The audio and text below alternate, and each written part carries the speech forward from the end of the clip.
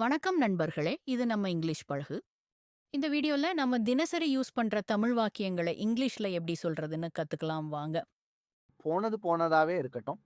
Let the bygones be bygones. Let the bygones be bygones. அவர் என்னோட தூரத்து சொந்தம். He is my distant relative. He is my distant relative. இது கொஞ்சம் சிக்கலானது. It is little complicated. It is little complicated. இதுவும் கடந்து போகும். This too shall pass. This too shall pass.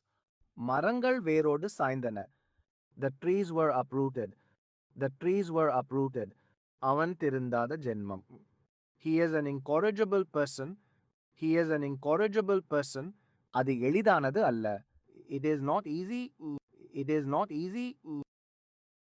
மற்ற விஷயங்களில் கவனம் செலுத்து.